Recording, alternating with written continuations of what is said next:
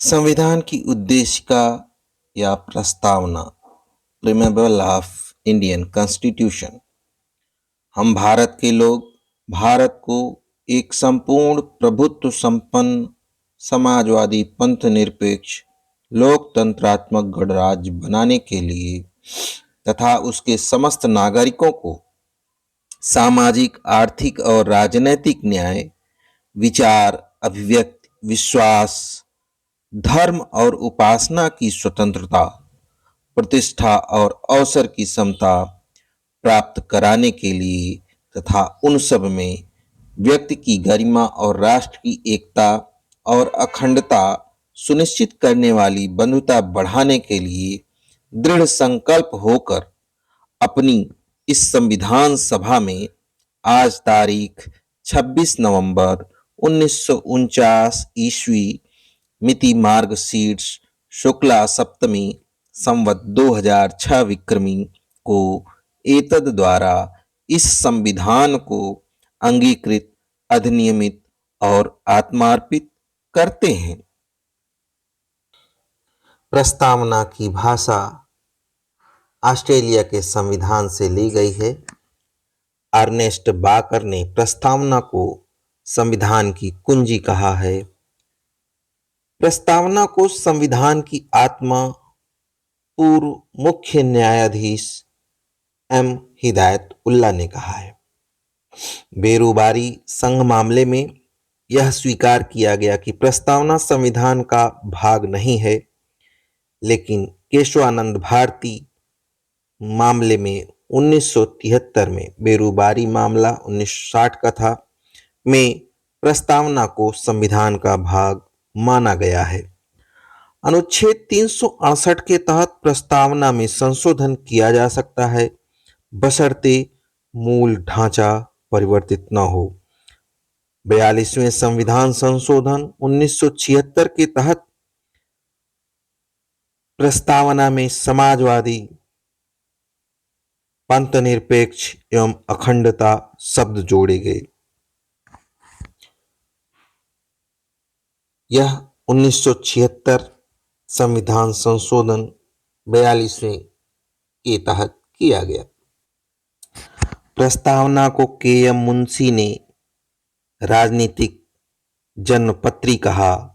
सुभाष कश्यप ने कहा कि संविधान शरीर है तो प्रस्तावना उसकी आत्मा, प्रस्तावना आधारशिला है तो संविधान उस पर खड़ी अट्टालिका।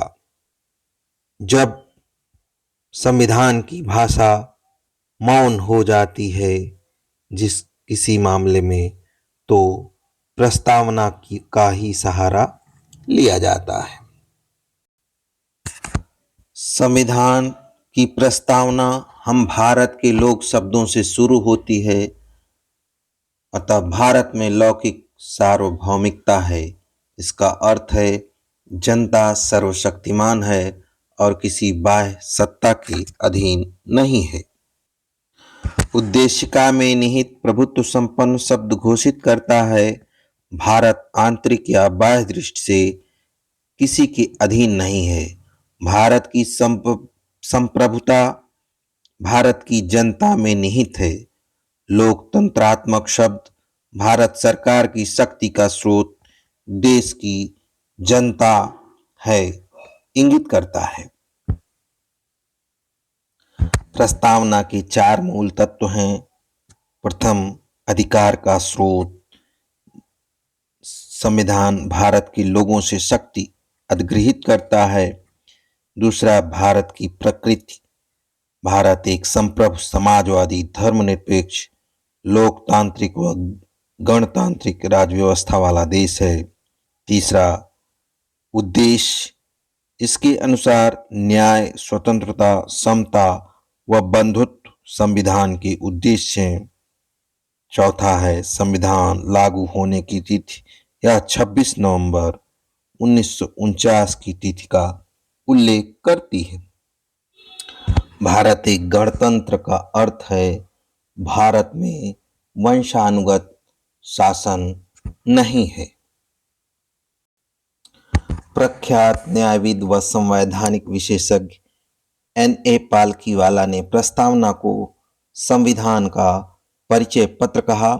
प्रस्तावना पंडित नेहरू द्वारा बनाए और पेश किए गए एवं संविधान सभा द्वारा अपनाए गए उद्देश्य प्रस्ताव पर आधारित है। प्रस्तावना सर्वप्रथम अमेरिकी संविधान में अपनाया गया, तदुपरांत भारत जैसे कई देशों में भी शामिल किया गया। धन्यवाद।